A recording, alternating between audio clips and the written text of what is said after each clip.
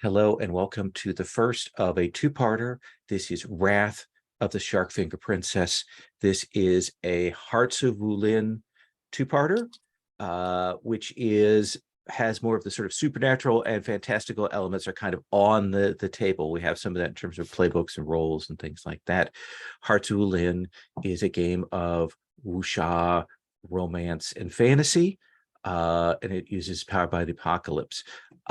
This session is part of the Gauntlet Gaming Calendar, which is an online gaming club / community. You can find out more about that at gauntlet-rpg.com. I'm going to go through some setup things here before we get to character creation and then entanglement building, just so everybody's on the same page. So the concept of this game is we are playing wuxia heroes. These are characters with amazing powers in a version of fantastical China, and that they can do amazing things, but they are caught up by their own passions and entanglements and desires, and that is what holds them back. This draws a lot from wuxia literature, novels, and movies. There are a whole set of more recent novels in the 50s and 60s, written by a number of authors that were then reworked into TV shows and serials and things like that started a whole renaissance of wuxia literature. And from that has come more fantastical stories. And so my touchstones for this are The Bride with White Hair, and The Untamed, and Grandmaster of Demonic Cultivation, and all of these kinds of stories, particularly if you haven't seen it, the wuxia film Painted Skin is really a delight. Very fun. The second one isn't as coherent, but they're both really fun, and I love them. And so we have these elements of celestials and nine-tailed foxes and all of these things, spirits, and all of these figures and ghosts and things like that. Chinese ghost stories, another good one, is a touchstone.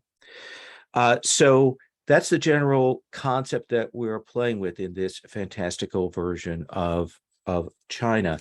Now, with that, in terms of our approach, our aim here is our characters are going to a wedding, because I use this as my fallback, but they're going particularly because they may be entangled with the NPCs there, but there's this threat. There's this supernatural threat that has been happening. The Sharkfinger Princess, who has been attacking weddings and marriages and things like that. And so there's that in the background, and a desire to solve that problem. Is the Sharkfinger Princess a villain, a hero, something else? It's all out there. So we'll be choosing our playbooks, be creating those, and once people have their characters figured out, then we will go to introductions and then entanglements, which everyone will have a romantic entanglement and a general entanglement. There are some examples of those on the entanglements and names tab. We assume that everyone knows each other, and it may well be that you are tied by your desires and passions to one or more of the player characters. And then we'll get to our sort of inciting plot. So our tone is melodramatic. In this, emotions and reactions and passions are heightened. You have to try and maintain your facade in the face of these trials. We're going to play this serious, but not grim.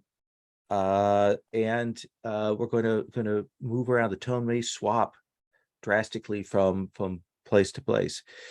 In wuxia films and stories, supernatural is sometimes very mundane in terms of what people can do, but sometimes ghosts and things like that may be just overwhelming for people. We have a move if there are people who aren't ready to face the supernatural who are with you, how they react.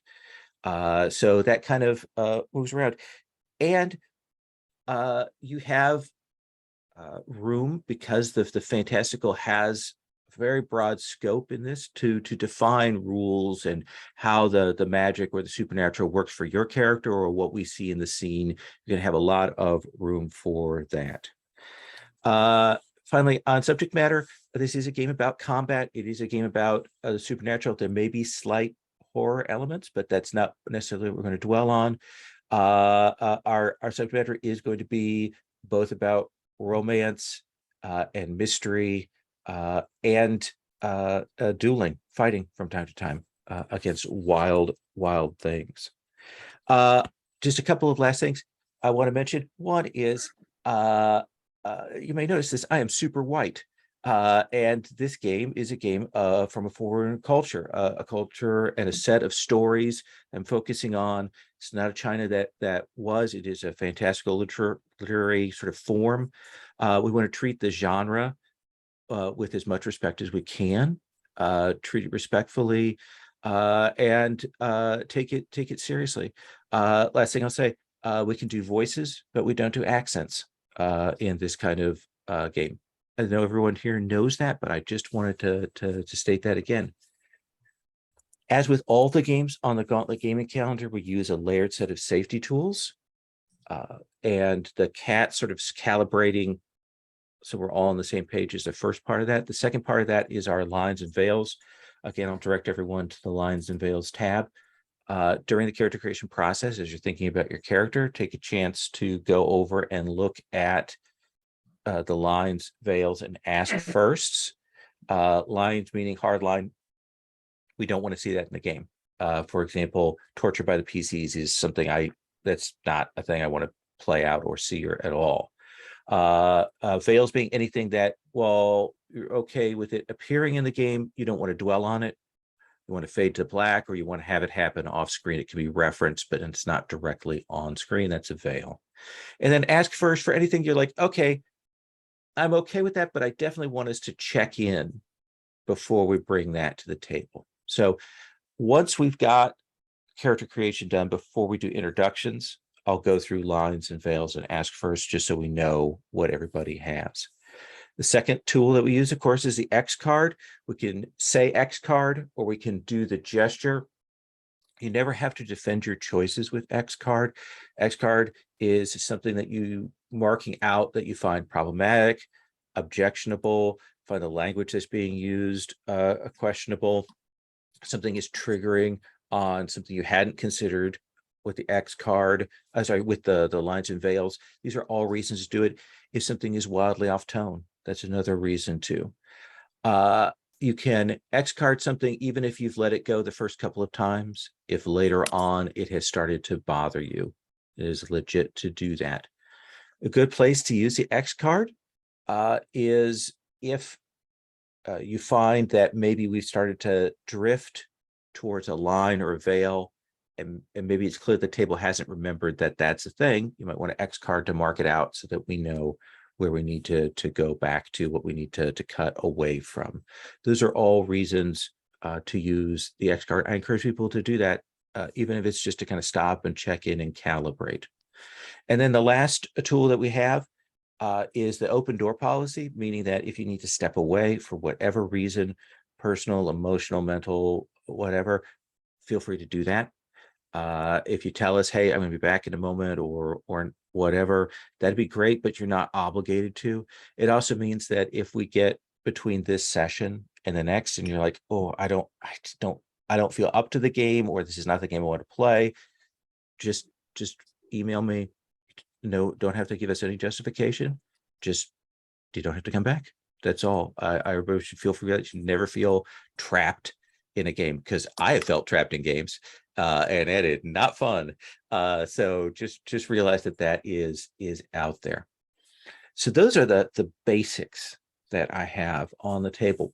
What we're going to do now is I'm going to go around, I'm going to talk to everybody, and I'm going to see what playbooks you might be interested in. If you have one you solidly are like, yes, that's the playbook that I really want, that's fair.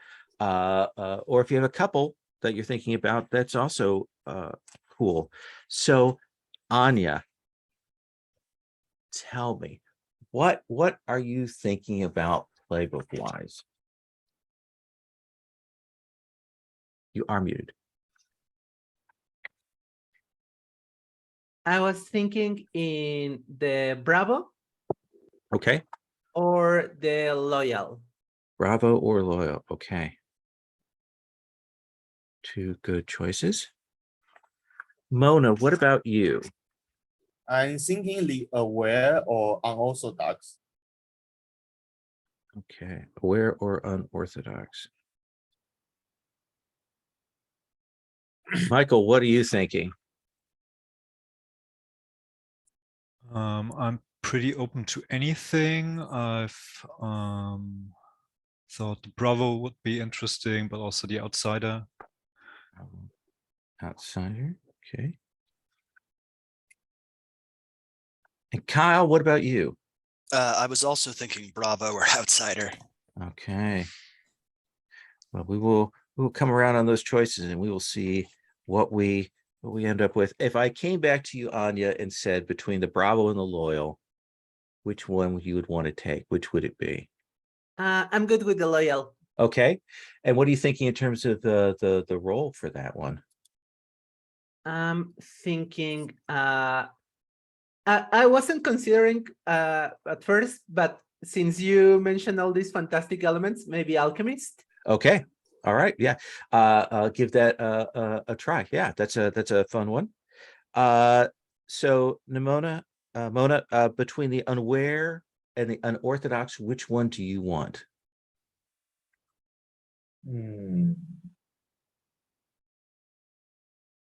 Okay, I'm thinking aware. Okay. Sorcerer. All right. That seems awesome. So loyal, aware. Michael, I come back to you. Bravo or outsider? I let Kyle pick. Kyle, Bravo or outsider?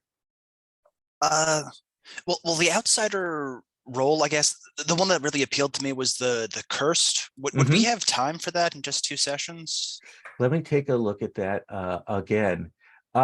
Yeah, having seen a player run the Cursed, it is very easy for you to be tempted into filling up that clock.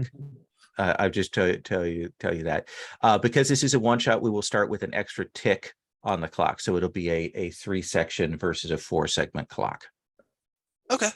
You want to go with that? Yeah, I'll do that. Okay, awesome. That's perfect because Bravo was my first choice. Okay. And what do you think you're going to do for your Bravo role? Yeah, I'll go with the Monster Hunter. Okay, awesome. So in terms of character creation, on the character creation tab, I have the steps to go through. I'd like you to work through your look and name, figuring out your style, assigning your elements, and then once you've got your kind of playbook set, you're going to have that roll move, and then you can take 1 or 2 moves from your playbook. If you just take one, you can like choose the other one on the fly as we go along. It's up to you. And once we've got through that, then we'll take a pause, we'll do introductions, and then we'll go to entanglements. So any questions about that? Okay, I am going to pause the recording here so people don't have to see me sit awkwardly. So I am going to break my normal tradition, and Anya, I'm going to start with you, and I'm going to have you start and tell us about who you are, your character, all of that. Okay, my character is Mu Yuanshang. She's an alchemist. Her fighting style is using ropes, and her element is water. I'm picturing these flowing movements. What came to my mind instantly, I don't know if you're familiar, but was Andromeda from Knights of the Zodiac, from Saint Seiya. No, I don't know that. It's a really popular anime in Mexico, but I don't think anybody knows it in the States. Okay. Well, anyway, it's these ropes that entangle people and surround them. And I am using, my moves are Flying Daggers and Strive for Mastery. I think I'm coming to the wedding because there's maybe something that requires some kind of ritual that needs to be performed by an alchemist in order for, I don't know if to bless the union or to just as a good omen for the marriage. Certainly they want everyone they can to help because they're worried about this potential attack. So that makes sense. So the ropes, are they hidden away? Do you have them at your side? Are they like about, how do you picture those that as you carry them? I think they are hidden away in her robes, like these baggy. I forgot the word. The baggy sleeves? Yeah. Yeah, baggy sleeves are probably tangled around her arms. So do you imagine that this is like a specialized style of the alchemical training that you have, or is it something you learned else, outside of that? I think it's a style that's only possible because of some treatment made to the Okay. robes. And when someone looks at you, how do you think they know you're an alchemist? Do you have like stuff in a belt? Do you have a sign or a marker, or? I think it's a sash with all these small bottles of different elements hanging around her chest. Awesome. And so with the inflaming of the element, the thing that you do there as your Yep. alchemist thing, basically it means that you put them into a very particular emotional Yep. state.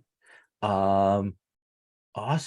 I like that. All right. So we're gonna come back to you once we've got the other introductions done, and we'll have you decide your romantic and your general entanglement. Yep. All right. I'm gonna kind of come around and let's see. Mona, tell us about your character in Midnight Orchid.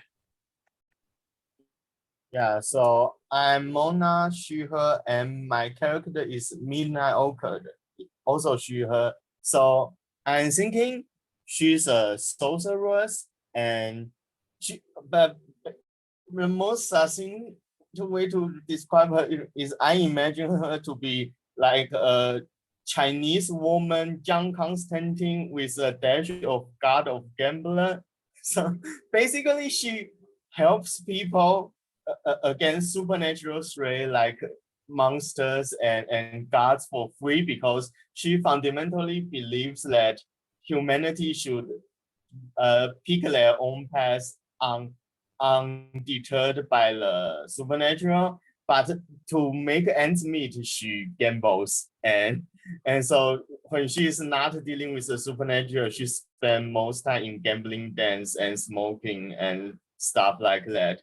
And so her fighting style and sorcery is called the game of your life, and it's basically a supernatural martial arts where she can infuse gambling towards like dice or cards or coins or beads with chi, and that allow her to throw them with such force that even small items become lethal weapons. And she can also, once they are strong, there's like a line of chi that still connects the strong object to her hand, so she can control their trajectory to a degree. So yeah, basically both her martial arts and sorcery are based around gambling tools. Like she uses playing cards for divination, and uses dice as amulets or talisman. Yeah, and she's kind of a loner, and because her methods are very unorthodox for both the Wulin masters and the Taoist sorcerers. The rumor is that she won her skills in a game against a god or a demon, and she's not actually properly trained in either. But anyway, she's kind of she's the discount expert on the supernatural, so she gets invited to deal with these problems. Yeah. Muted. That is awesome. So, like, what do you imagine her look is? Is she like very clean and precise? Is she more rough and tumble? Or is she something in the middle? How are you picturing her age and how she appears? Yeah, she's definitely more clean and like she is, because she is very good at gambling. She is basically still live the high life. She's just not like she's not associated with any like powerful family or anything, but she looks like she could be because she has money. Yeah. Nice. That works great. Awesome. We will come back to you to talk about those entanglements, romantic and general, after we do the introductions. Michael, let's come to you with Praying Falcon. Okay. So I'm Michael. I use he, him, or they, them pronouns, and I'm playing Praying Falcon, who uses also he, him pronouns, and he is a monster hunter, Bravo monster hunter. So basically, you can picture a rather young man with long gray hair, colorful silks, curious eyes. So he's very adventurous. He's a thrill seeker, and his fighting style is called Dancing Storm Technique. And water is the associated element. So basically, I wonder if it works out. If not, I might change it. He's fighting with paper talismans, because that's something I've seen on the Untamed, and I know what it's actually supposed to be. And basically, it's just these paper strips with symbols on them, and depending on what you throw, whatever has different effects. It's basically kind of a spell and might be useful against supernatural forces. Yeah, that's definitely perfect. And yeah, should I also mention my moves? Yeah, let's because especially you've got one that's this Monster Hunter move that's a little bit different. Why don't you tell us about that and how you're picturing, like, you don't have to or do you want to save that for when we talk entanglements? Let me see. I'd probably save that one. Okay. So what are the other two moves that you have? So the first one is Demon Catcher. When you stalk someone quietly, roll on a hit, they have no sense of your presence before you appear. Take +1 forward against them. I'll just continue reading it. Okay. On 10+, you may also choose one, change the environment in a subtle way, remove something from their person, substitute something for an item of the same relative size and weight, or have a hidden path of escape on a miss you've played into their hands. So that's the aspect of being a hunter. And the other one is Heads for Sale, and I haven't copied it over yet, but basically it's just I have connections, I know people, I can get things. So maybe he used to have a shady past. I like that. Do you imagine that so your paper talismans are a very sort of classic Monster Hunter thing? Is that kind of like the training that you were given is to how to use those? Yeah, I'd say so. Okay. Awesome. I think that gives us a great general picture, and we'll get more when we come back to do the entanglements for you. Last but not least is Forsaken Crow. Kyle, tell us about Forsaken Crow. So Forsaken Crow is the outsider. I'm thinking she, she's cursed, and her original people decided the curse was just more trouble than it was worth and exiled her. So now she's sort of a wandering mercenary type, and has been hired on to the wedding as like extra protection. So is this curse like something happened and she became cursed, or is it a family curse, or is it something else, a haunting? What do you think that is? I think she picked a fight with a monster or something, and like brought a curse down on herself that also hurts people around her. Did you kill the monster? Is the monster still alive? Yeah, I think I killed that monster, but they've probably got like relatives somewhere. Okay. And as a monster hunter, is it very much like you mentioned, kind of being a wanderer, a little more independent? Is it something that you kind of picked up and kind of fell into, or did you come from an order of monster hunters and maybe split a little more away from it? What do you think? I think I came from a group. And, Okay. yeah. Came from a group, but maybe that's a little bit had a little bit broken up. And what does charging rhino style look like? I think the idea is you just hit really hard, really fast, and try to finish things, like go all out, finish it as quickly as possible. Okay. That I've got House Circle Travel, House of Traps. Okay, those are all good. All right, I think that gives us a good sense of who you are. We will come back when we figure out your entanglements there. Which brings us back to Wu Yanzhang. Which do you want to deal with first? Our fine alchemist, do you want to deal with your romantic entanglement or your general entanglement? And again, for remind people, you're going to have one of each. And so there are sort of each of these is a triangle, includes a person and a second person that kind of makes it more complicated. You should have a PC in at least one of those 4 slots. You can have a PC in like each entanglement if you want. It's up to you. So keep that in mind. And actually, before I go too much further, I'm gonna stop myself and roll back here. Let me quickly go through the lines and veils, just so everybody is on the same page on that. So right now, we have hard lines on homophobia, on sexual assault, and on torture by the PCs. And then we also have a veil on anything regarding slavery.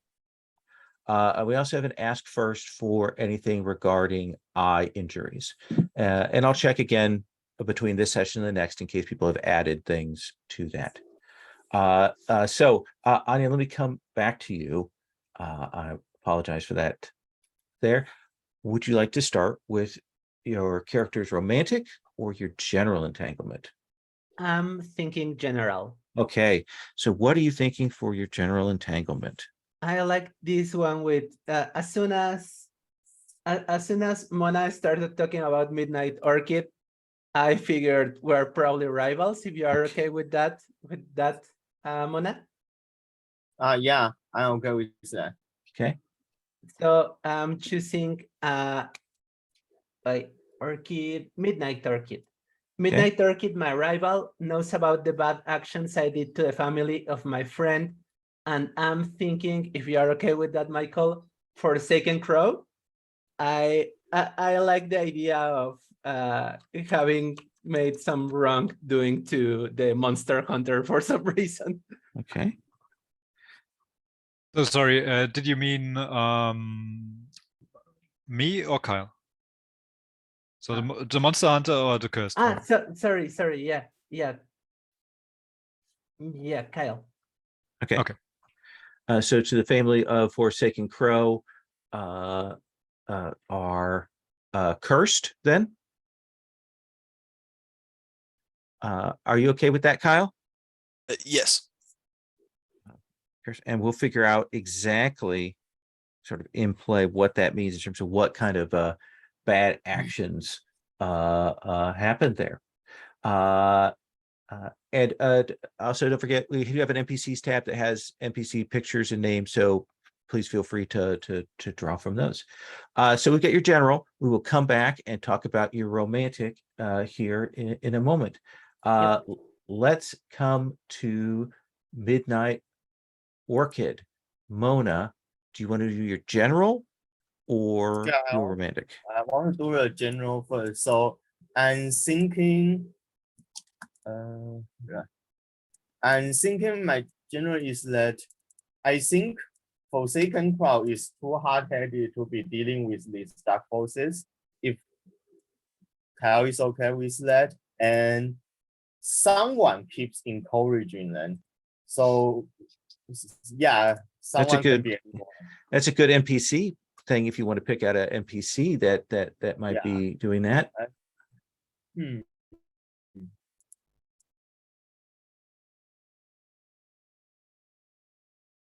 Maybe it's Peerless Zaylan. Okay. Are you good with that, Kyle? We've got an NPC there on the NPC tab, Peerless Zaylan, who is kind of encouraging you to maybe play with forces that might be a little bit beyond your control. Sounds good to me. Okay. Okay. And that will bring us to then Praying Falcon. Okay, General so or romantic? I'll go with the general one, and just for everyone to know, I do have a special relationship to a ghost or monster, a ghost who loves me, a monster I protect, a creature seeking revenge tied to someone they care for. And basically, I'll choose an NPC who's secretly a monster. Okay. Who saved my life. And we can figure out who that is. So what do we have here? I could imagine that monster wants to pursue. How do you pronounce your character's name, Anya? Zhang? Yeah, Zhang? I think it's you. Well, correct me if I'm pronouncing it wrong, because probably you know better. Well, Yuanshang. That's how I've been saying is Yuan Shang. Yuanshang. Okay, thank you. So let's see who could be a secret monster. I'd say Ashen Twilight. If that's all right with you. Excellent. That's a great one, and that's a good picture to let's see here. Yeah. Does that work for you, Anya? Okay. Awesome. So we got that as a general. So that brings us to back to Praying Falcon, right? Oh no. So let me get this right where we were. We just did that. So back to Forsaken Crow. I apologize. Forsaken Crow.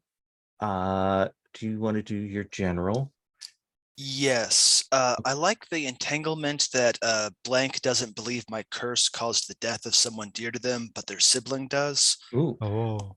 Does anyone want to volunteer to have a sibling?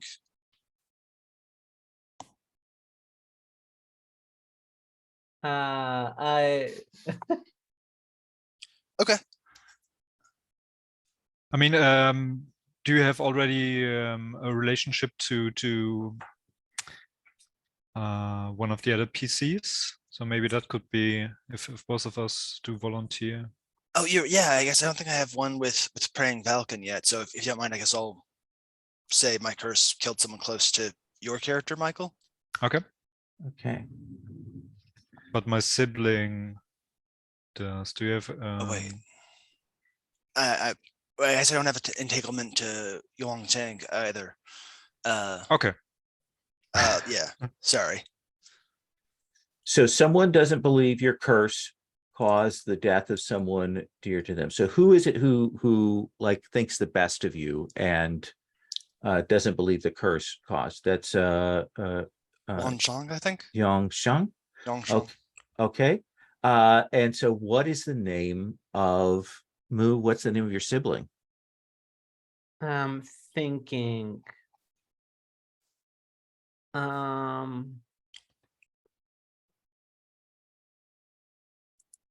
I think it's Onyx Viper from the NPCs. Okay, Onyx Viper. So that's a sibling and certainly mistrusts mistrust Forsaken Crow in that. So we've got all the generals laid out. Gone through unusual. Moo, let's come back to you. What do you want to do for your romantic? I'm thinking. I like this one that my heart aches for my teacher, but will bring me to ruin if I said anything. I'm thinking who.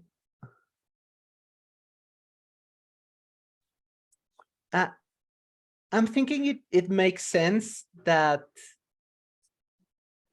doesn't believe my curse caused the death of someone dear to them. Yeah, if you are.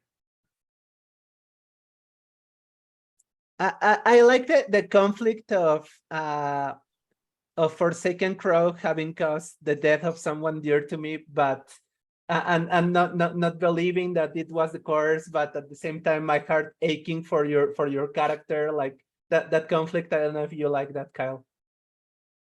Sounds good to me. So your heart aches for Forsaken Crow. Forsaken Crow. But who would bring you to ruin if you said anything, if you revealed your feelings?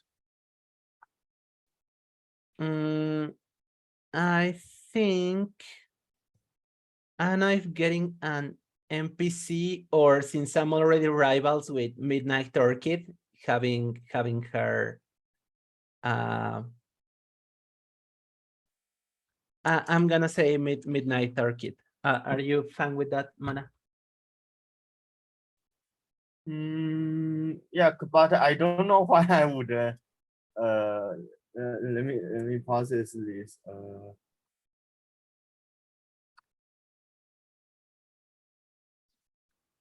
If you're hesitating, Yeah. let's go for an NPC if you're hesitating. Maybe Yeah. so someone who's associated to your craft, maybe another from your school or something. Yeah. I'm gonna pick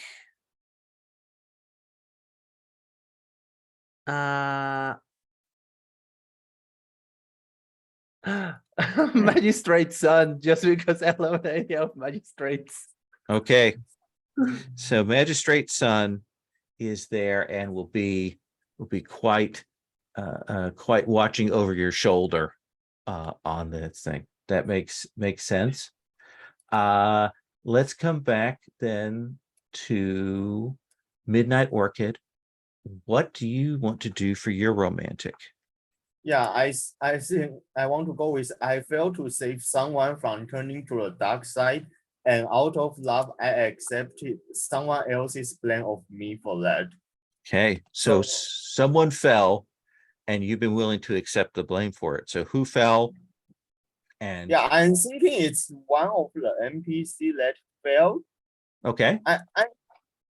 I'm thinking maybe it's Onyx Viper if Kyle is okay with that, because my idea is like Onyx Viper maybe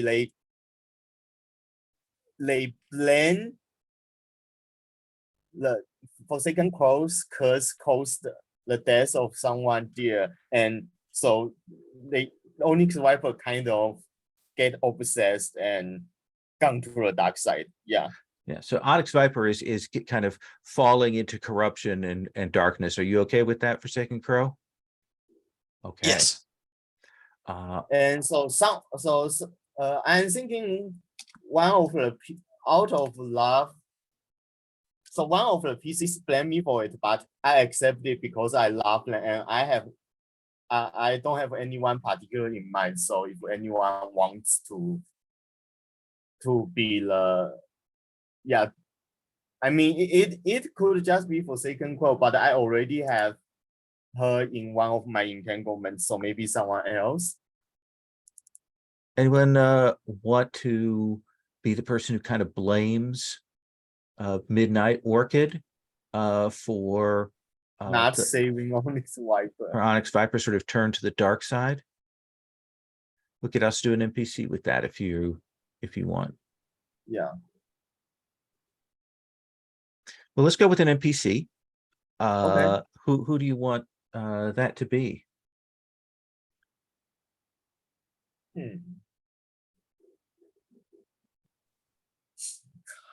Let's say it's the Shark Finger Princess. Okay. So the Shark Finger Princess is sort of an ambiguous figure, a supernatural figure there, but she blames you for Onyx Viper's fall. That's very interesting. Because it means that we'll definitely see the Shark Finger Princess, and we'll have to figure out, why she would resent that fall to the dark side. Praying Falcon, what would you like for your romantic entanglement?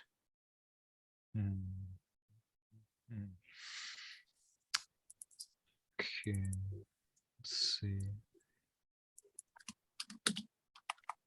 There's several good ones. So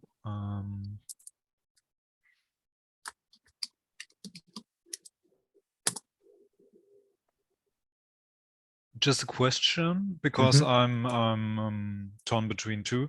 Sure. There's one I'm promised to X. I would never forget them, but now they haunt me to keep me apart from Z. So does this imply they are kind of monster or supernatural entity? Definitely implies a ghost or something like that. Okay. Yeah, I think I don't pick that one. Okay. So I'd rather go for X looks like my love who died at the hands of a monster. Okay. But they are promised to Y. And that would actually require that someone of you is cool with being one of those, because I don't want two NPCs for my romantic entanglement.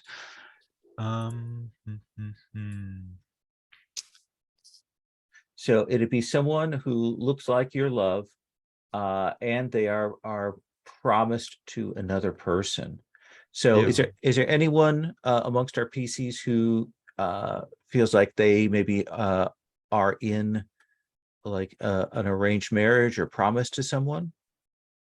Yeah, I'm thinking Orchid could be up for it, but she's not promised to anyone by a family, just like maybe she's already dating someone, like they are a promising couple, if that works. Okay, so Midnight Orchid would look like your previous love who died, but they are promised. And who is Midnight Orchid promised to then? I'll let you pick, Mona.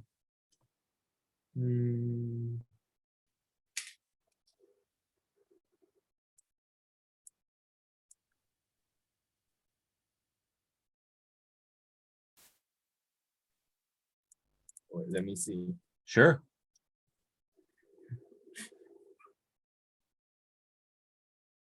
So that implies I've got. What if it's Asian Twilight? So Ash and Twilight. Oh Okay. no! Oh no! I like that. That seems great and complicated and wild. Is that okay? I could with you. Yeah, sure. That's gonna be fun. Okay. Uh, But and you know that Ashen Twilight wants me to help her pursue someone else. yes. Yeah, maybe I don't Interesting. know. Maybe I Yeah. don't know yet. Maybe Orchid doesn't know yet, or Okay. I like that. We'll play around Nice. with that. Kyle, for Forsaken Crow, what do you want to do from for your romantic? I think I fled from Praying Falcon because of my curse, but when I see them with Midnight Orchid, now my heart aches. Is everybody good with that? yeah. Yes. Okay. These are all good triggers for the inner conflict move. So we will certainly see that come into play.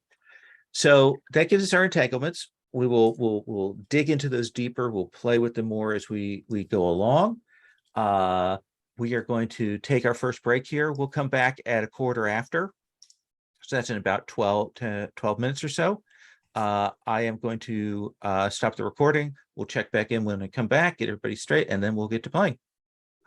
So the quarter after. So you have a question?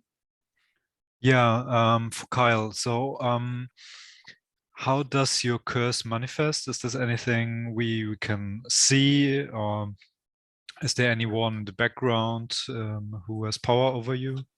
You know? I was thinking that just like terrible bad luck tends to hit people around me, but I can go to something more blatant if you prefer. No, it's up to you, really. But I was just wondering because you fled my presence, and I was wondering how that might have been, right? But having bad luck, that is kind of infectious. That makes perfect sense. Cool. So, as I mentioned in the sort of setup for the game, in the last few months, various ceremonies, weddings in particular, even announcements of engagements, those kinds of things, have been interrupted by this supernatural figure of the shark-fingered princess, who has disrupted the occasion, has killed people who've attempted to stop her, and in some cases she has kidnapped away the bride or groom, or simply disrupted events. The stories are kind of contradictory since these tales are kind of spread out. Some people think that she's a ghost. Some people think that she is a cursed member of an unorthodox sect. Some people think she's a fox spirit. Some people have said that she's a fallen celestial that has come down to earth, but no one is quite sure. There is a wedding that is happening that is going to join together two potent wuxia factions, and we'll figure out what the names of those factions are once we get into this. But we know that Righteous Jade and Dawning Joy are the bride and groom for this. And because of this, because these are families that have powerful cultivators in it, they have called for assistance to help out with this. And for that reason and others, you four are traveling to this wedding. And we're going to do as I classically do. We're going to have our two pairs of wuxia heroes on the road. Midnight Orchid, Forsaken Crow. You two have, through chance or circumstance, met and have traveled along on the road, and the last day or so has been rain swept. The skies have opened up.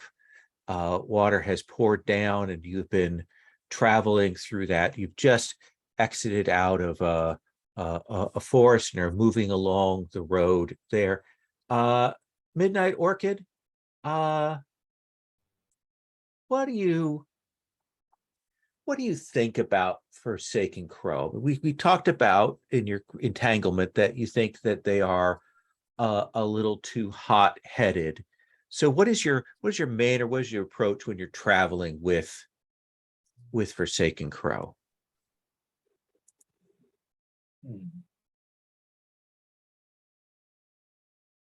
And feel free to ask Kyle for any kind of details if you need that to help build on. I think I would be continually trying to impart my wisdom upon Forsaken Crow. And Forsaken Crow, what's your reaction? You're traveling along with Midnight Orchid, someone who you know is connected to someone you kind of love, and they're trying to like clearly maybe put you on the righteous path or the correct path. What's your reaction on that?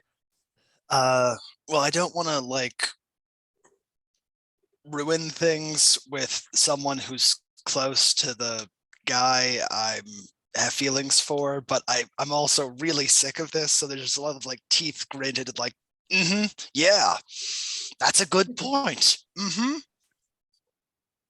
And you will find yourselves at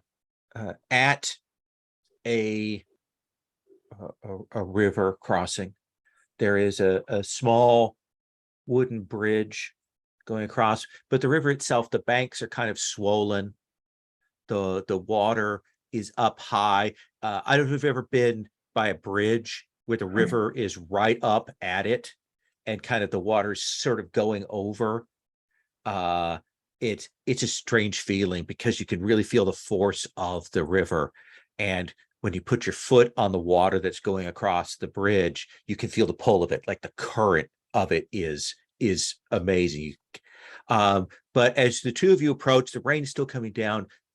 You will see that there is a carriage with a couple of beasts like crossing it, but I think both of you can see that the bridge is swaying more and kind of starting to give. There's some people on the other side, like some guards, and they're like suddenly like panicked that they've done this dumb thing and they're bringing this carriage across, but it's halfway across, it's in the middle, and you think that this bridge is about to give way into the river.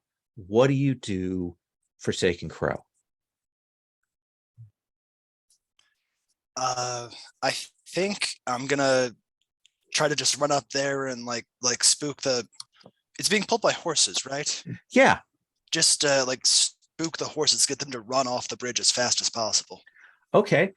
So this is a difficult, like you have to get over and across. I want you to just this first part to get to that carriage. I think this feels like overcome, like was a physical trial. What do you want to roll that with? Fire. It Okay. seems appropriate. Okay, go ahead and put your style element at risk right away. That's what I want to hear.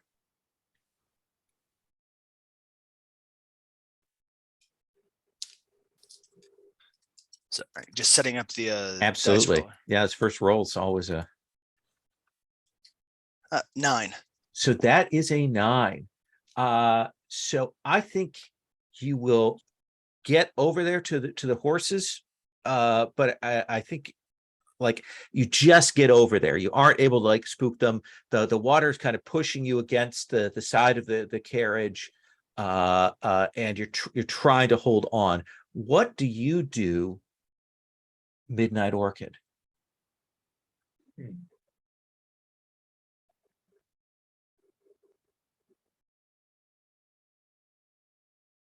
I think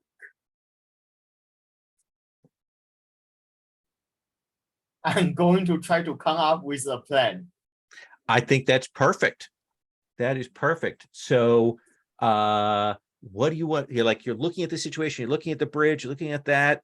Kind of how do we know that you're doing this kind of the complex planning that you are known for? I have cards and dice out. Oh yeah. I'm doing math. And quick calculations, all of that. So what do you want to roll Final Master with?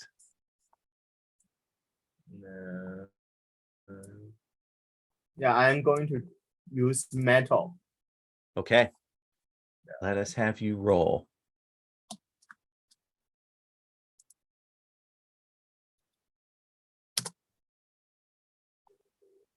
I got 7. 7. So with a 7, you're going to hold 1, and you can spend your hold to add +1 forward, current element, or to have a vital element item at hand, and you can spend that +1 forward on another person, not necessarily yourself. So what is it you think you see? Like, what is it that is the crux of the center point of your plan here?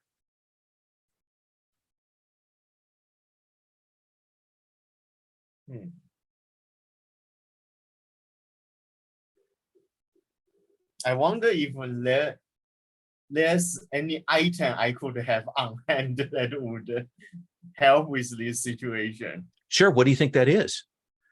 Yeah, I don't know. Some kind of rope or something? Maybe something that would attract horses. Oh, interesting. Oh, maybe I have some kind of. I mean, Incense. you are a sorceress, so you can also have a magical thing if you want. No, I'm thinking I have some kind of incense that will attract animals. Okay. So you're getting a position where you can try and draw the horses over there, kind of pulling at them. Forsaken Crow, you can feel the bridge starting to crack. You're there by the side of this carriage. You see that Midnight Orchid has lit something, is kind of spraying out this incense, and it's certainly drawing the horses. Do you want to try and seal the deal and get the horses off of here? Yes. Okay, this is still an overcome. Going to try and get this last bit to get them over there, and certainly I think that I'm going to give you the +1 forward from the action of Midnight Orchid. Okay. I think I'm going to roll with metal this time because I'm trying to keep the horses and carriage under control. Certainly.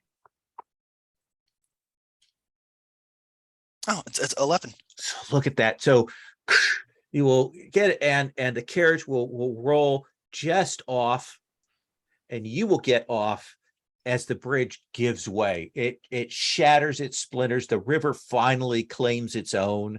You can feel the spirits of the river just rip the pylons and the wood out of this and take the river back. And the bridge is thrown, and you will be very relieved. And Forsaken Crow, you will have a chance to kind of glance now inside of the carriage, and you will see Onyx Viper seated in the carriage. She looks super calm. She hasn't reacted at all to the danger, to the threat. And she certainly looks at you and kind of as if nothing else had happened. She looks down and she's like, "Oh, Forsaken Crow. This is very lucky." Onyx Viper. Nice to see you again. Yes, yes. How lovely. And Midnight Orchid. And Onyx Viper leans out to greet you, Midnight Orchid. I think I'm going to roll in a conflict. Yes, here's a person who you know has turned to the dark side. Was this a trap? Was this a stratagem, a lure? What do you want to roll inner conflict with?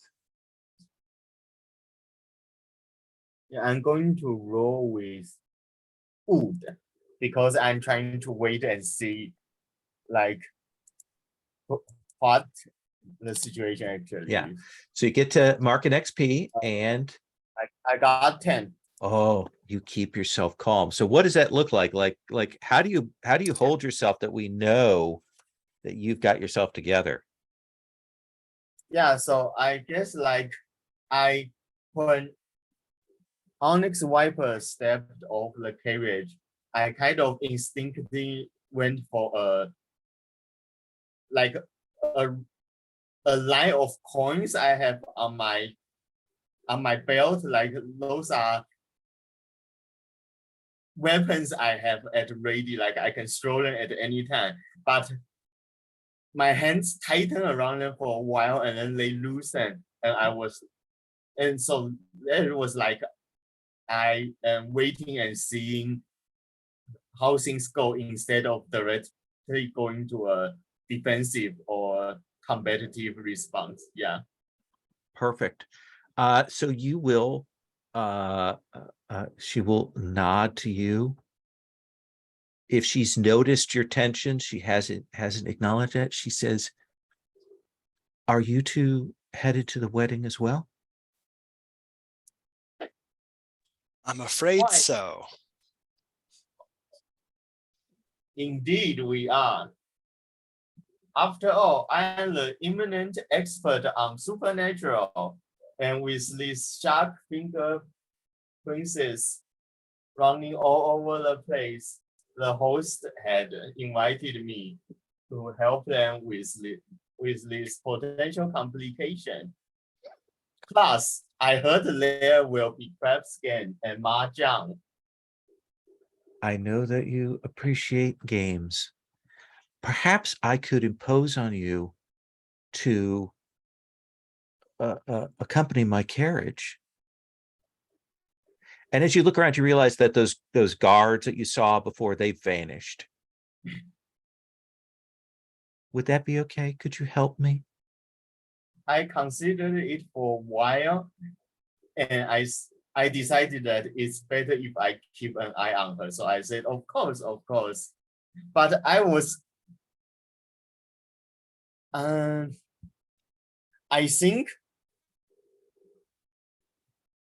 I was trying to use my eyes to tell Forsaken Crow to not come with us, because it's kind of rude and it would kind of blow my intention if I just tell her not to come. This is dangerous. But I really don't want her to come. So I'm like, Forsaken Crow, you see certainly Midnight Orchid agrees, but then kind of looks at you like maybe they're worried about you or something. What is your reaction to this invitation to accompany?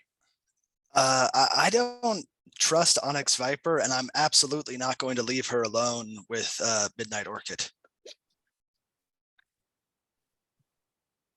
Midnight Orchid, you see a determination in Forsaken Crow's eyes, and Onyx Viper says, "But this will be excellent. I don't think there'll be any other trouble on the road with the two of you accompanying me." I'm going to cut. hope so. Yeah, I'm going to cut from there to Praying Falcon, and the name's right, and Mu Yanxiang. You two likewise have been traveling on a slightly different road to head to this wedding. The rain has come up and has created some issues for you. Now you two know each other, but the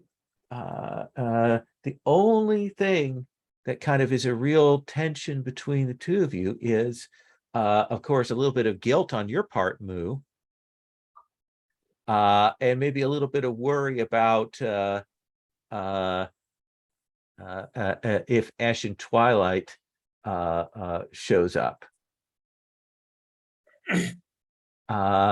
So you have been traveling along. Praying Falcon, what is your impression of Moo? Like, what do you think of her?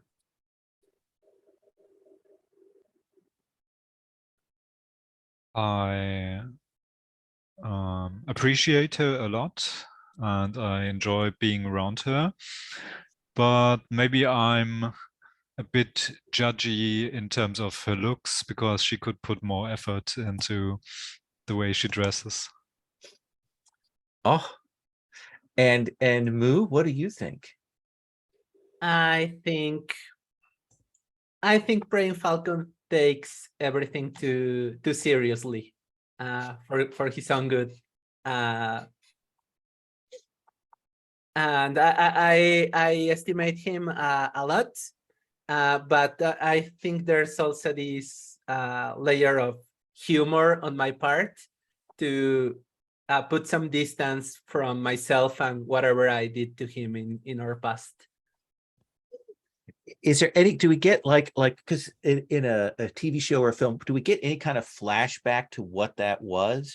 Maybe one that doesn't fully explain it, but like what's the like the 2-second clip that we see?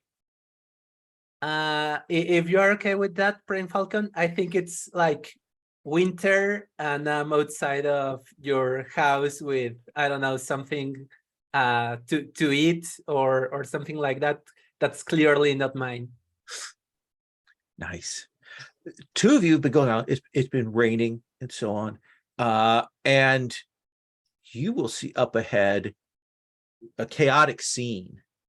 What you'll see is that something has happened to the road, and some of the hillside has kind of swept down in a mudslide, and you will see that there are several carts.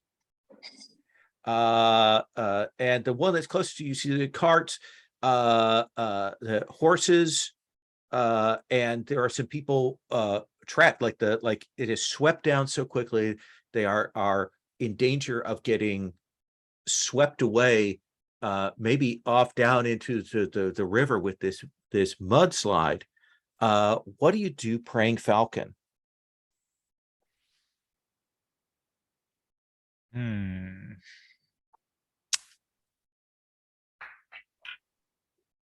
I ask my companion for help. So, Young Zhan, what should we do? I think I look back to Prime Falcon, and the first thing I say, I know what you're gonna say. It's not a monster. It's been raining. It's not a monster. as I kind of I think I will tell you to go to the lower side towards the river while I take care of the upper side where the landslide is coming. And I say maybe try to help the people, and I'll try to stop the landslide as I take one of these potions or something from my special. Nice. Praying Falcon, what do you want to do? So basically I'll take like huge leaps from jumping into the air and going over some trees and trying to get to the people in danger as quick as possible. Okay. So I think this is going to be overcome for you to get over there and get these poor innocents out of this cart. Sure. And since I try to do that quickly, I'll roll with fire. Sounds good. So let's see. So that's a 12. That is a 12. So you look amazing doing this. There are like 4 people on there, like at least one young woman who swoons when you go and grab her and lift and leap off and get them to safety. So the people are safe. Moo, what are you doing to try and help the situation? I think I'm trying to weave like some kind of net between the trees to stop the biggest of the rocks from reaching the carts.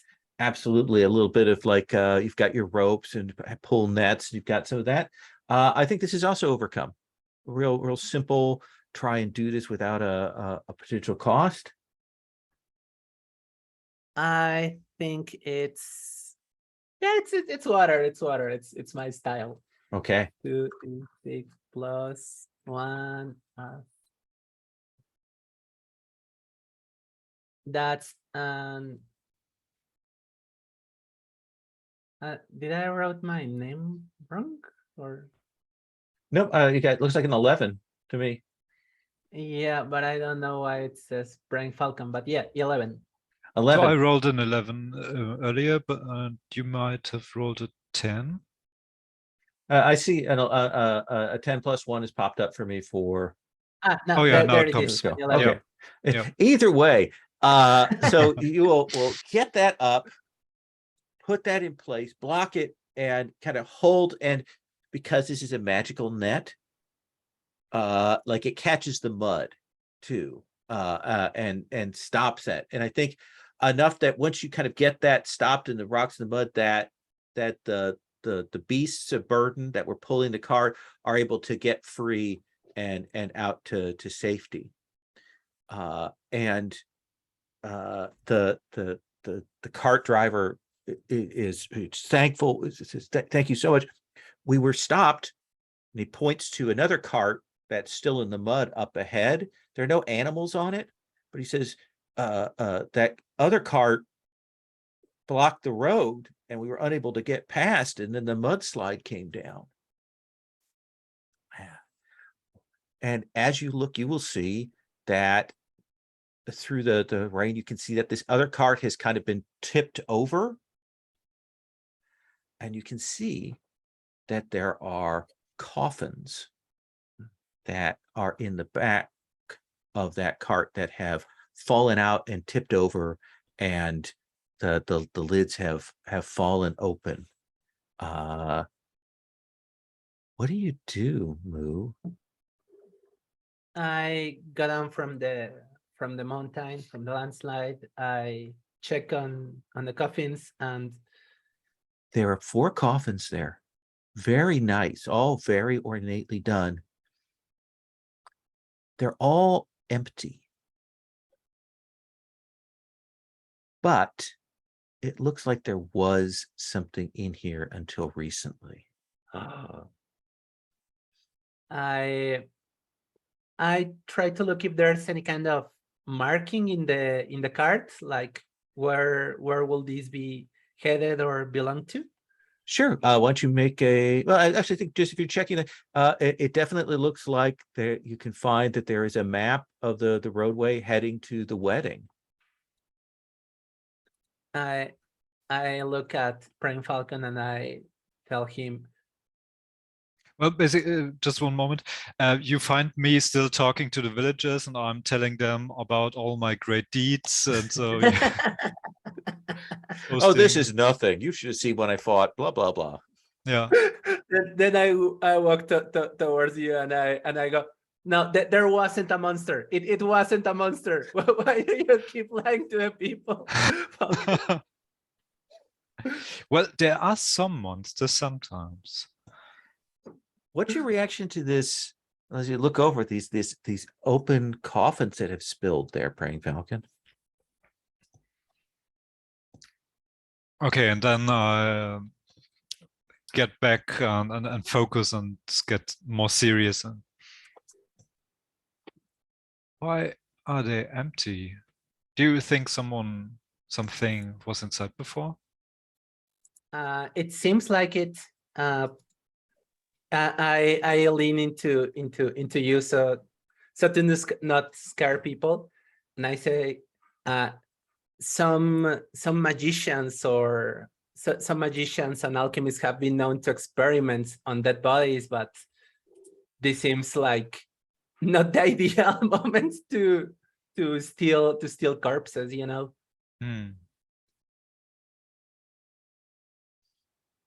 well, maybe we should be careful what's ahead of us. I think that's a good place to see two of you kind of looking at the road ahead and maybe starting to move down that road. Forsaken Crow and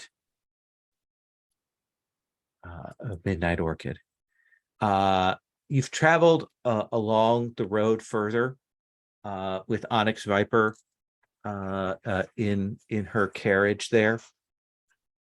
The horses seem to be smart enough that they kind of just follow the road up ahead. And still through the misty rain, you'll see a crossroads up ahead. There's the various bamboo trees and other trees around. And you can see up ahead at this crossroads, you can just make out that there are some figures standing in the middle of the road at this crossroads.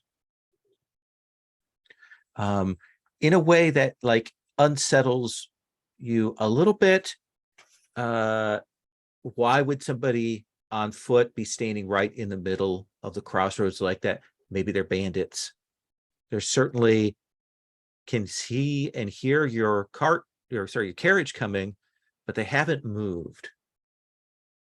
What do you do, Midnight Orchid?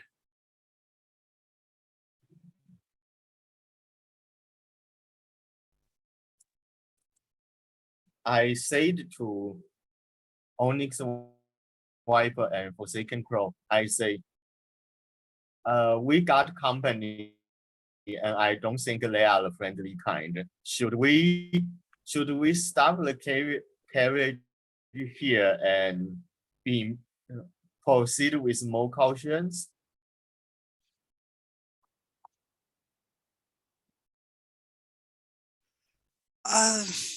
Why don't you hang back and guard Onyx? I'm sorry, Viper. Onyx Viper. I'll investigate.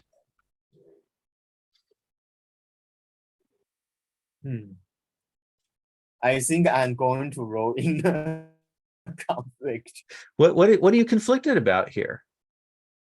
because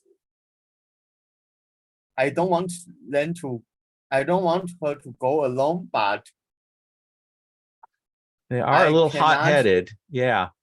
yeah, but I also think I can't leave Onyx Viper alone either.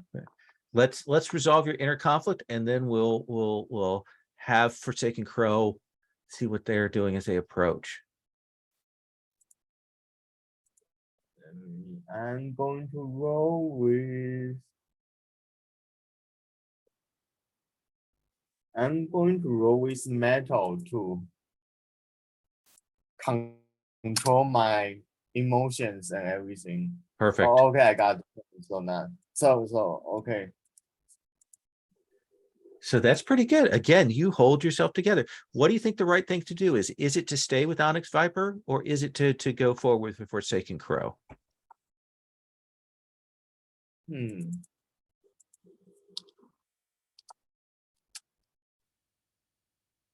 Yeah, I think the right thing to do is to go with Forsaken Crow Okay. because I like Onyx Viper by herself probably isn't going to endanger anyone.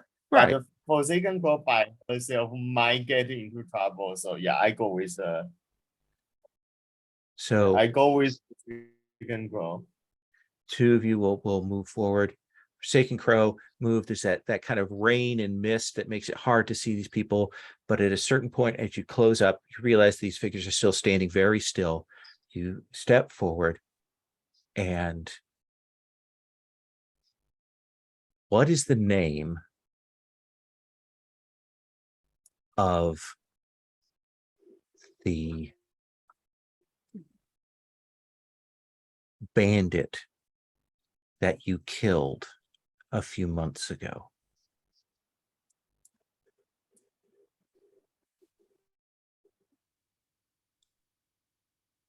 Which Are one? you asking for Forsaken Crow, what is the name of the bandit that you killed a few months ago? I think they called him Mountain Tiger. Mountain Tiger. And that is the thing that will kind of bring you up short, stop you, is you see these four figures and immediately you can tell by the color of the skin, by the look, by the way they're standing, that they are not of this world. They are the undead. And you recognize one of them immediately. You recognize him as being Mountain Tiger, who you slew. Your wounds still show on him, the spear points, the places that you struck him. And when the figure sees you, locks eyes kind of glow red, and brings up his own great huge hatchet. Midnight Orchid, what is the name of the person who you killed recently, who was playing with sorceress powers beyond their control?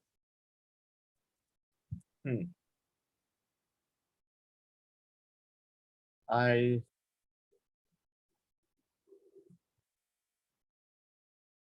think it's an alchemist called White Crane. Alchemist. And you will see him there with very little. I mean, you use very small specialized weapons, so there are wounds on him, but he is relatively unmarked. And you can see that he is dressed in his alchemical uniform. He has that strap with the items on it. And as with Forsaken Crow, when he sees you, his eyes glow and he begins moving towards you. Forsaken Crow, what do you do? I yell a battle cry and charge. Okay, you charge forward at this thing. I need you. You are going to try to engage it, try to attack. Yes. All right. Then we come to a basic move. When your foe's scale is higher than you, you get to roll here. Roll with your style element. Okay. 9, but I'm gonna mark my curse to bump it up to a 10. Okay, so you go rushing at him and he swings that cleaver out and he will knock you back. You get to describe how you lose, and you don't have to mark an element. So like, what happens? Like, how does he with supernatural strength like keep you from striking at him? I think he's just too strong. Like I you know, he can block everything. I mean, it just sort of knocks it my spear around. He's just knocks back, and there's that last bit where it kind of hits and throws you back a few feet, but you keep standing up as you realize that this is a very dangerous opponent.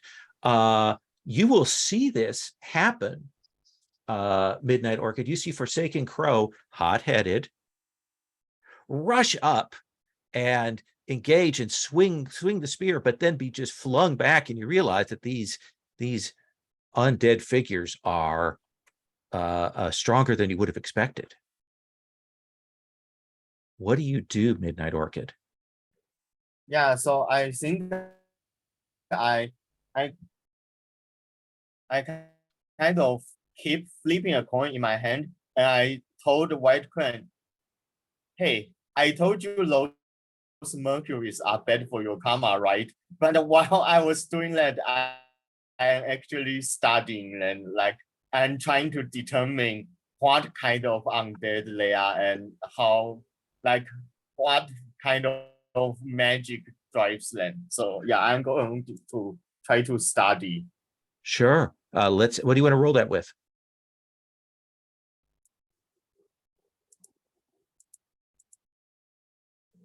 Let me see.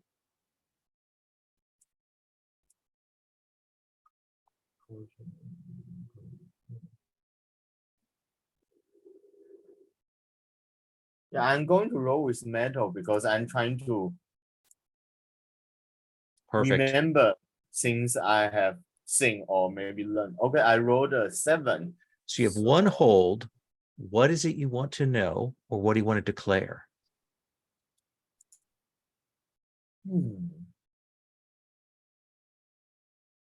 After this, we're going to come to Praying Falcon and Moo in a second.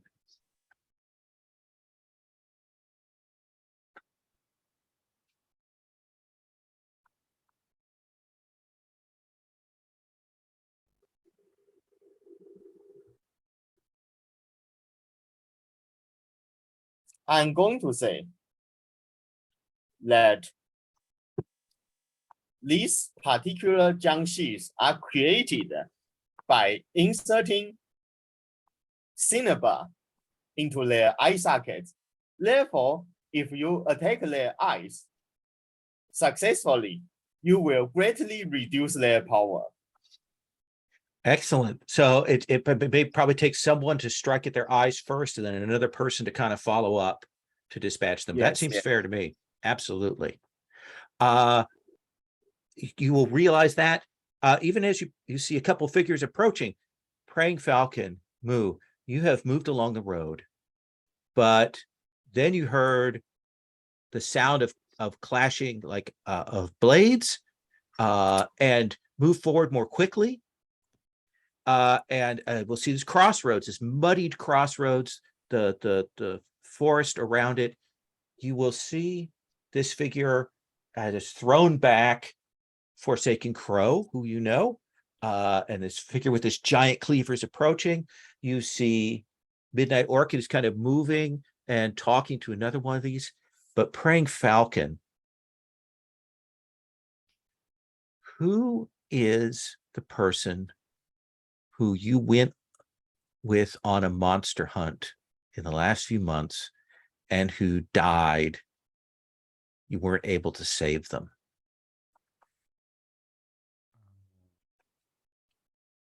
I'd say it's Jade Starlight. And you name. will see them. They're standing there in the midst of this. And when you approach, you see this figure turn. You see Jade Starlight there. You see the claw marks of the beast still on them. And they look at you with that look of why. And they draw their blade and begin to move towards you. Moo, who is the person that you had to stop from hurting someone? It was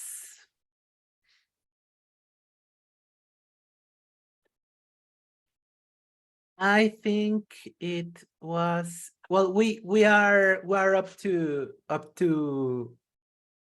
them, right? Will Yeah. Onyx Viper be with them still? Onyx Viper is back in that carriage, so you don't see Onyx Viper. But Okay, who is okay. the person who you had to stop that, and you killed them in the last few Okay, months? Gotcha. I think Wanderer Bow. A bad-tempered, somewhat unorthodox wuxia, who has one of those giant metal clubs, and he's been standing there. And when you approach, when he sees you, his eyes glow red, and lifts up that club to his shoulder and begins moving towards you. Praying Falcon, what do? You can see that Forsaken Crow engaged one of these Jiangxi and was forced back. These other two are moving towards you. What do, Praying Falcon?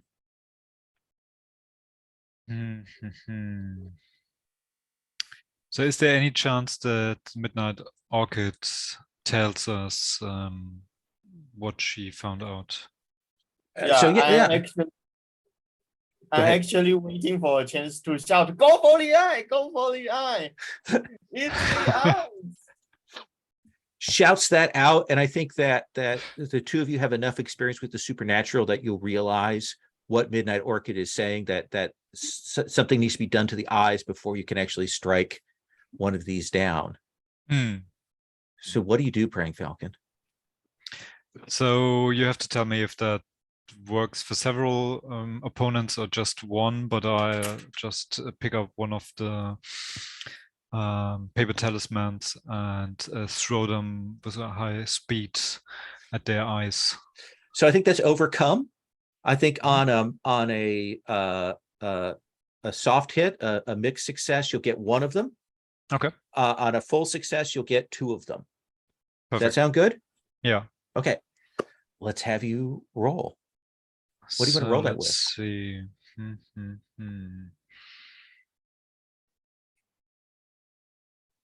I think that's gonna be fire because I try to make it look cool. Mm-hmm. That's basically the idea. Absolutely. To do two at once.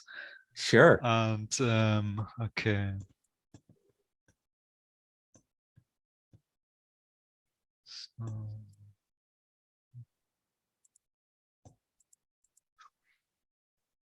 I think that went poorly. I did.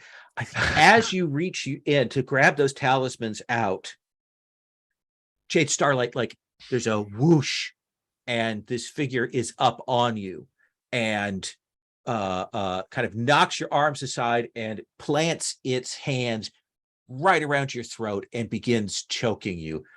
So go ahead and mark fire. Mm-hmm. Moo, what do? You see Praying Falcon like get ready to throw those, and then woof, this Jiangshi is up and choking him. I'm gonna try to grab the Yangshi with one of my ropes, and as I recognize Midnight Orchid, I think I'm gonna try to make an impression on her. Okay. So I'm gonna roll with wood because it says overconfident, angry, litigious. Absolutely. This is overcome. I think on a mixed success, you will just get them off of Praying Falcon. On a full success, you can get them off and maybe also like hit the eyes and look pretty cool doing it. Okay. Let's do this. That's a 4. So that's a 5. Now you do have 2 bonds if you wanted to burn both of your bonds to get that to a 7. I think I will. Yes, I think I will. I'll burn the 2 of them. One to save my friends, one to impress my rival. Okay. So what does that look like? It doesn't look spectacular, but it is good. Like, what does it look like when you get this thing off of Praying Falcon? I think I jump with the rope like in front of me, trying to catch the Yangshi's neck. I jump behind them and just like tie them around, and I don't know, get them near to my own body to give an opening to Praying Falcon. Yeah, pulled them back, pulled them off of there. Forsaken Crow, you've got your feet back. You've seen Praying Falcon and Moo arrive. You've heard Midnight Orchid shout this out. You see that fight's not going well. There's still 4 of these things, and none of them have been weakened, and none of them have been dispatched. What do you want to do? I'm gonna go for Mountain Tiger's eyes. Okay. So this is an action. Overcome. You're trying to weaken them. Yeah, I think I'm gonna go with a roll metal for this. Okay. Since I'm focusing. Yeah, you've got to hit that spot. 13. Oh yeah. I think that you can do that. You'll hit it in there. And I think you set it up that if you want, you can get I think that full success, you can give +1 forward to someone. Who do you want to give +1 forward to? Praying Falcon. Okay. So this creature is hit. Mountain Tiger kind of his back. We see some theatrical blood on the face there, but the rain is still coming down. You know, we see the slow motion as you swing your spear and the water flies off of it as you strike and kind of get yourself back in that position. What do you do, Midnight Orchid?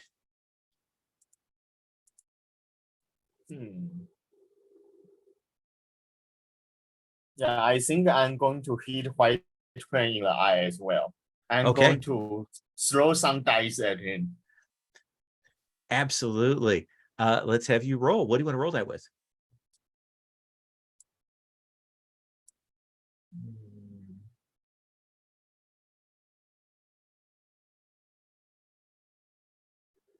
Yeah, I'm going to roll with water since I'm basically fighting just. That seems fair. Okay, I got an 8. +1 forward from or did you already add that in? Oh no, not yet. Okay, so 9. 9. Yeah.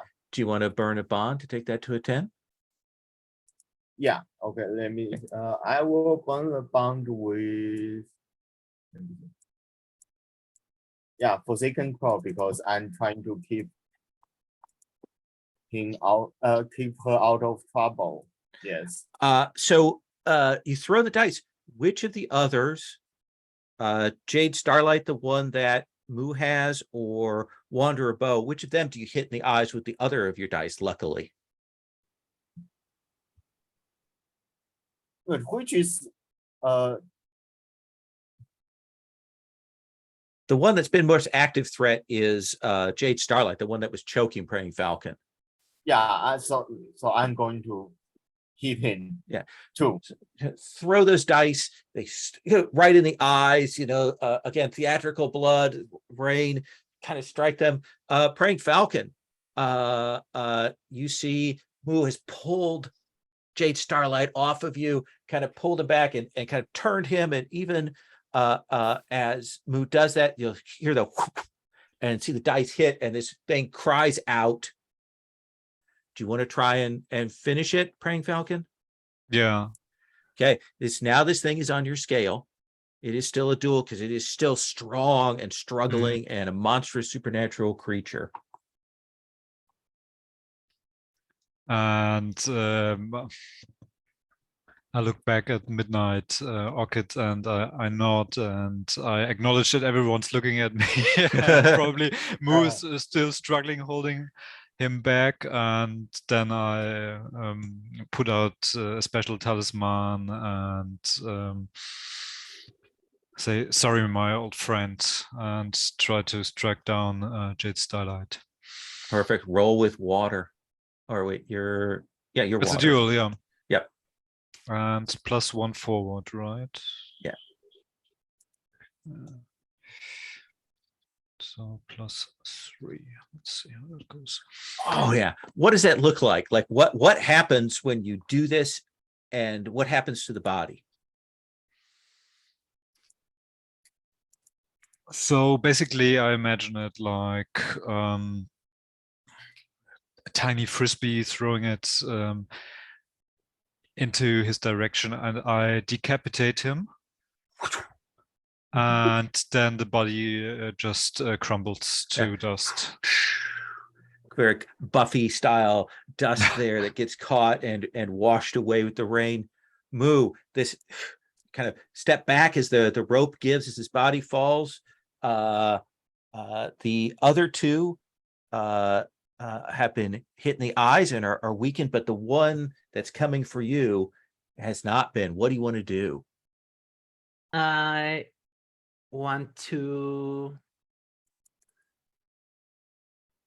Okay, I want to, as the cloud of dust gets on me at the rope, I think I'm gonna try to. Praying Falcon did a great job right now, so I'm gonna try to like lasso the one who's coming for me. Okay. To get them closer and give another opening to Praying Falcon. Yes. Perfect. Let's have you roll overcome to rope, grapple, and damage the eyes of this one. I'm gonna roll with fire because if it's coming for me, I think this is reckless, but Mhm. I think Praying Falcon is doing great. So that's an 8. Oh, absolutely. So you'll wrap it up, kind of rope will pull across its eyes, and you kind of pull it towards you such that it is weakened. We come back to Forsaken Crow. Forsaken Crow, you now have your opening. Roll duel against the former body, the walking corpse, the Yangshi of Mountain Tiger. We got a 10. Okay. Look at that. So what does that look like? Like, how do you dispatch this thing? I think I just one massive spear thrust, like right through the heart, like all the way through, just like ah. Absolutely. Like it right through this. And there's that moment where it like it kind of tries to raise that hatchet up, and then like the others, dust in the wind, rain washed away almost immediately. There's that clang of the cleaver splashing into the water, which brings us back to you, Midnight Orchid. Are you going to duel against White Crane now? Yeah. Okay. Roll with your style element.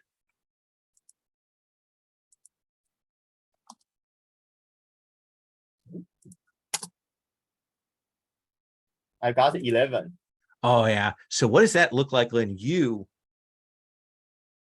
dispatch expertly this Jiangshi? Yeah, so I throw multiple mahjong cards into the Jiangxi, and once it went through the Jiangxi's body, I kind of pull my hand, and the mahjong pie does a backseat and come back toward my direction, Yeah. and hit the body again. Hits, kind of jerks when the first hit, and then jerks when the second hit, and then whoosh into dust. Praying Falcon, there is but one left. Moo has grabbed it expertly, has control of it, and kind of moved it over within your reach if you wish to finish it off. Yeah, I think I'll do that. Yeah, let's see if you can do it with style. And I shout to her, they all go on the list, and then I rush forward and try to put it just on their forehead. Perfect. Roll with your style element. So,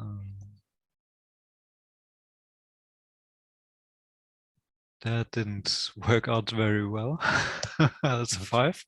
Now you've got a couple bonds. That's true. That's true. So I'd defeat them, right? If I spend both bonds. Yep. 100%. Yeah, let's do that. So I bump it out to a 7. So how do we know that this like you almost didn't quite make it? Like what do we see? You mean you do it and you will dust them, but what do we see that maybe it's a little bit of hesitation or the misstep?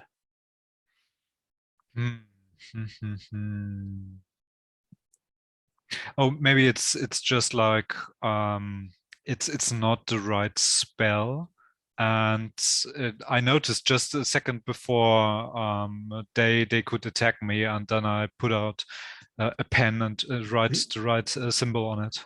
Perfect. Get it in a quick gesture, and we'll see that the spell light up, and then whoosh, they will dust. And then it's the four of you kind of standing at this crossroads in the rain, and I think that you'll hear.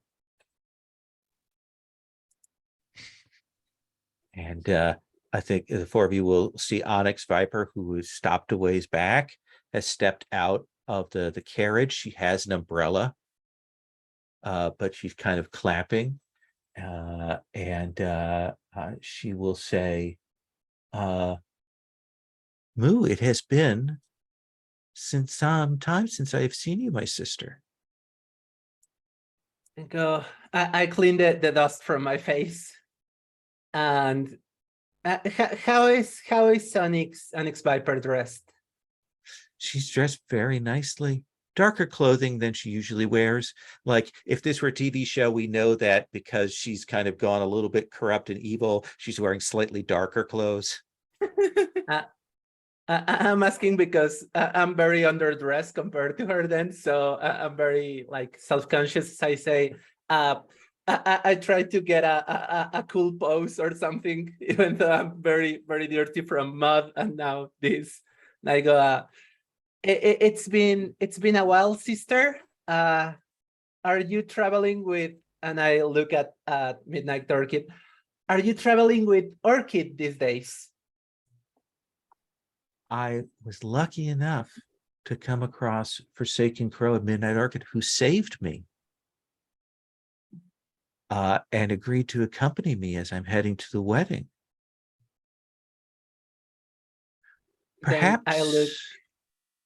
Perhaps she kind of interrupts you before you can say, perhaps you could come and join me in the carriage. Some of you who need to get cleaned up. I like and go. No. There's no need. We've been traveling for a few days. I wouldn't want to. And then I like snarkily say, I wouldn't want to dirt up your nice robe. Certainly. Well then, perhaps you and Praying Falcon, isn't it? The greatest monster hunter that ever traveled these roads.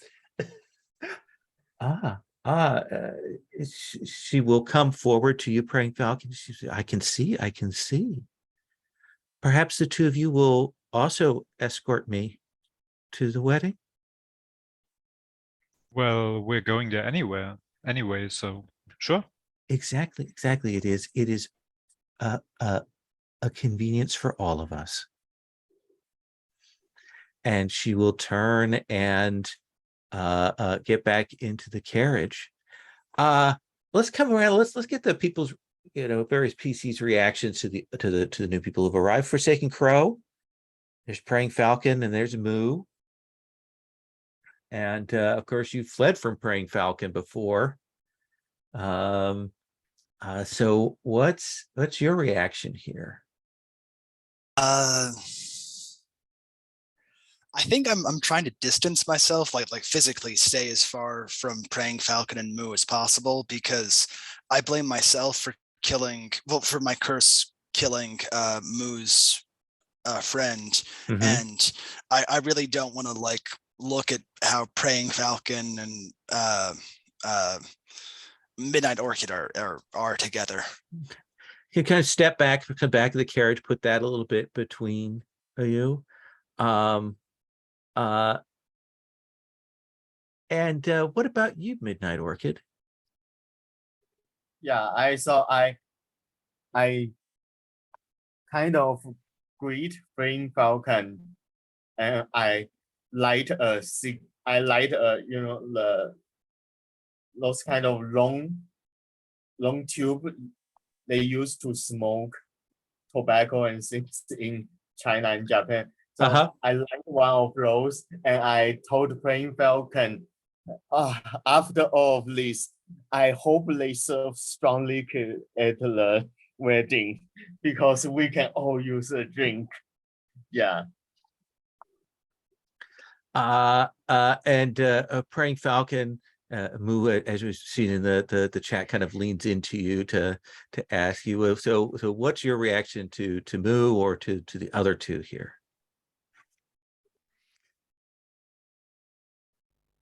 Well, I try to not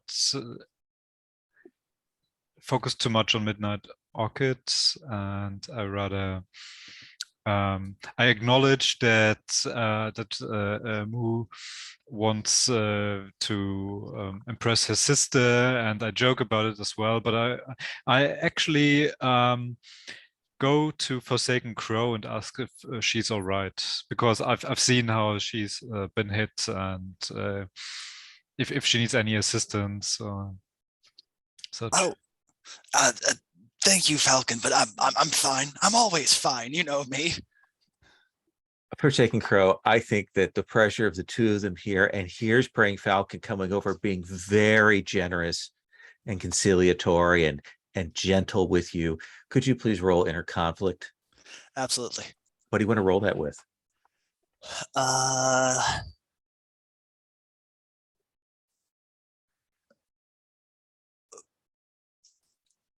might roll with wood just for like patience.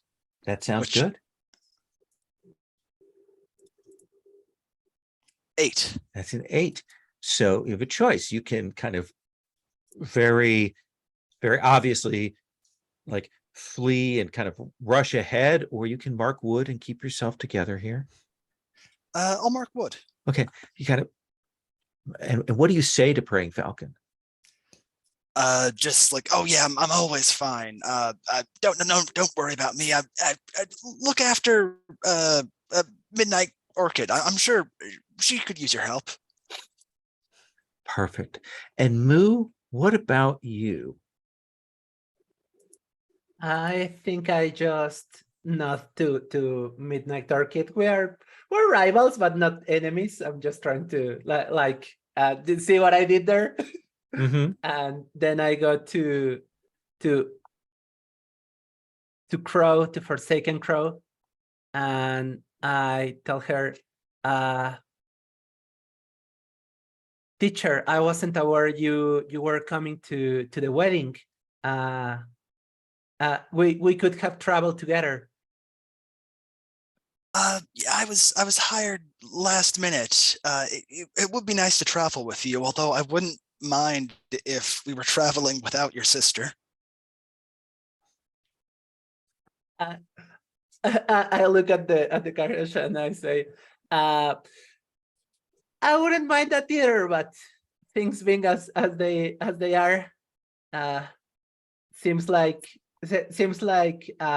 Orchid, and I go like, seems like Orchid has a good control in the situation. So don't you think? I think so, yeah. And I think I keep lists for everything. Like this is my next list for encounters with Midnight Orchid, and who's got the upper hand. And clearly this time is Midnight Orchid. Nice. So I think there's a little montage of the four of you heading along the roadway. The rain stops, and by the time the camera comes back to you on the road, everyone's dry and cleaned up, and look nice again. And I think we can see the group approaching the place where the wedding is being held. Tell me, Midnight Orchid, is this an estate? Is this a town where this is being held? Is it something else? What do you think, like, where is this wedding taking place?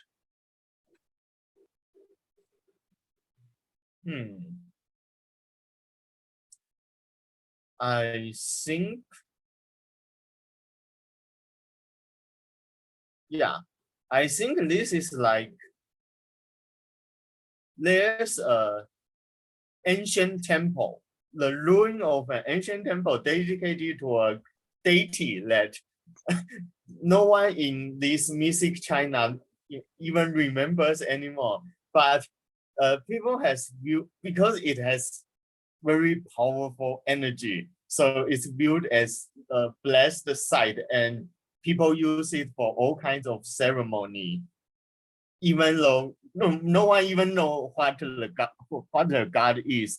But the thing is, the temple itself is actually not very big. Like it's the size of a regular person's house, not like a mansion or an estate or anything. So the wedding is all the wedding or the reception, the food are actually have to lay it out like outside the temple proper. So there's a temple at the in heart of front this. Yeah. Yeah, And- but all around there are tables and reception and the people working on. And so if with rain, they also have umbrella over everything. So Yeah. it's like, yeah. So we've got these umbrellas. It was clear that because of the rain, they're just resetting up sort of the camps and the tents and things that are around. There are different areas, beautiful fabrics and colors and things like that as you come in. And what, Praying Falcon, what are the colors? Like there are two colors that they've got set here for the wedding to kind of represent the two families coming together. What are those two colors? Yeah, so one is silver Okay, and the other one is purple. purple. So we've got the beautiful tents, and that we have the silver tents and the marks that clearly show, okay, this is one side of the family, and the purple and the various different vibrant hues of that in the different places. And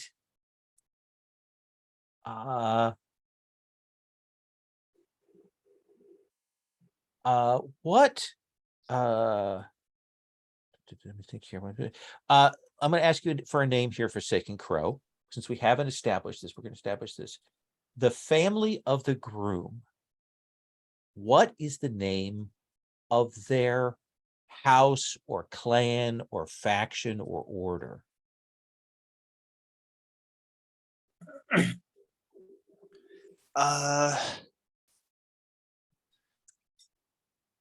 I'm looking at the entanglements and name sheet. Desert Sure. Star sounds cool. Yes, absolutely. We'll say that they're the silver. They've kind of got the sort of silver of starlight and moonlight in their name. Desert Star, maybe their family, the clan originally came out of the northern deserts, and they still have that as a place of pilgrimage. I like that. And Mu, what is the name of the house or clan or family of the bride, Dawning Joy? Blooming Lotus. Blooming Lotus. May I add that that might be actually my family, because you've done something bad to my family in the past? Ooh. So Dawning Joy is related to you. I like that. Is that okay? Yeah. So I think we'll see that purple, the heraldry, the symbolic of the lotus, the various different colors of that. And I think this is where we're going to stop. The arrival here at this. Next time, we're going to start with you greeting various people. We'll start out with you, like where you go, who you talk to, all of that, and get that. So does that sound okay with everybody?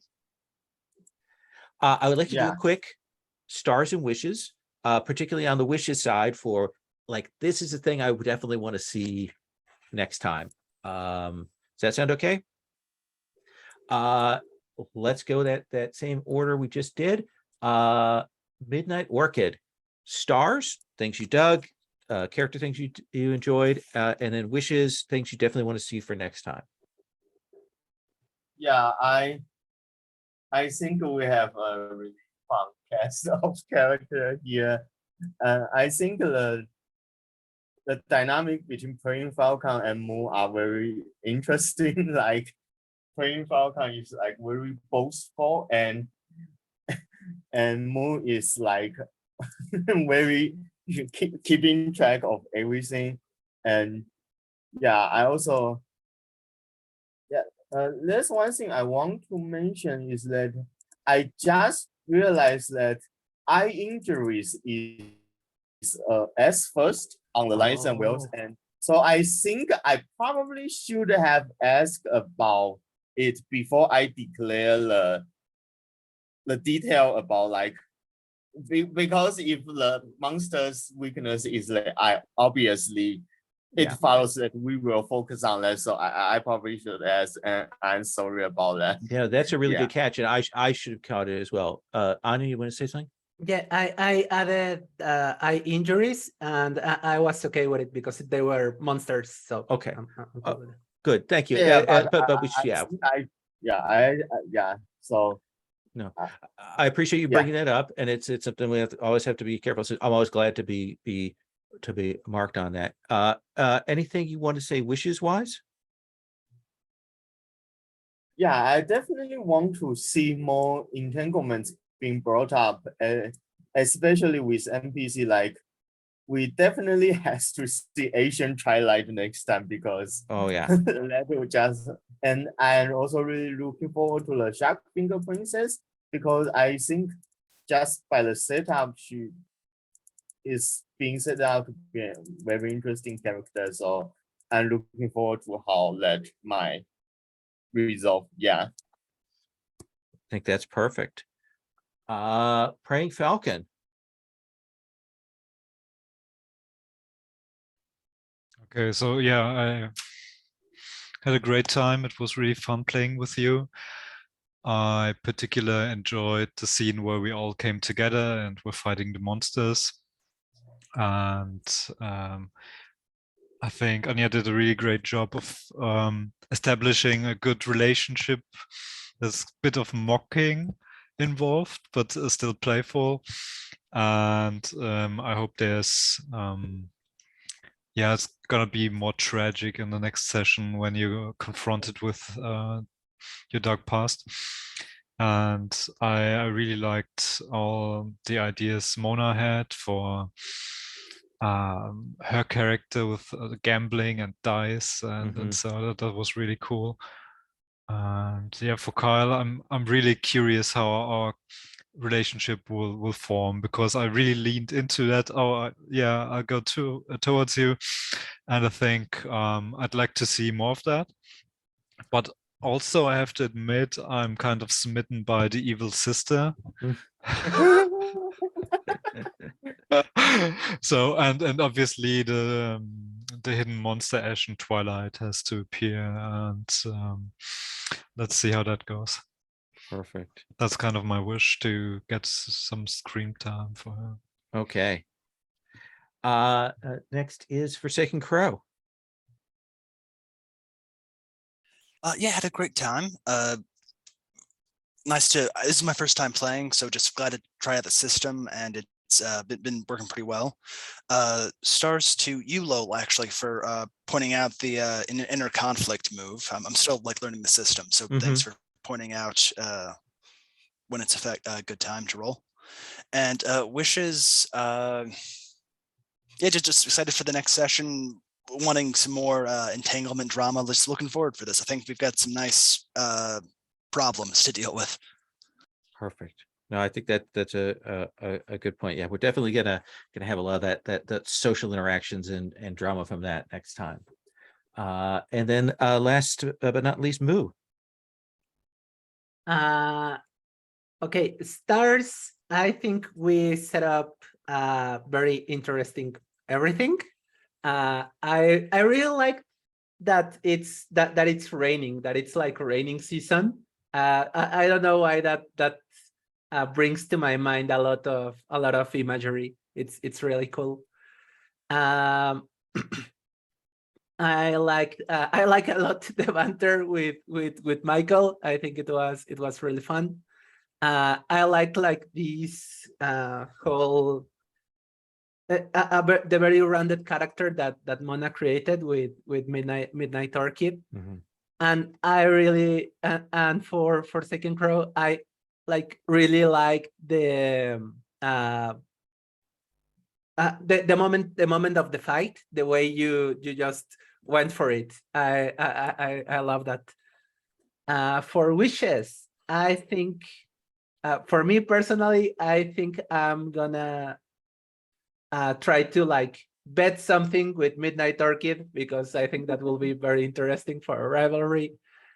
and I really wish to see like where these monsters come from, just for the sake of Brain Falcon, who's almost never monsters in our travels. Perfect. I really like these characters. Like, I want to say, like, these are great characters. I like the supernatural stuff, but even more than that, I think you've all come up with really smart, fully fleshed, interesting, distinct characters. Like, they're really good. Like, you should all feel great because they're dynamite. I really want to know their stories. So I'm super excited. Thank you all so much. I will see everybody next week, and I look forward to seeing where this goes. I'm going to stop the recording.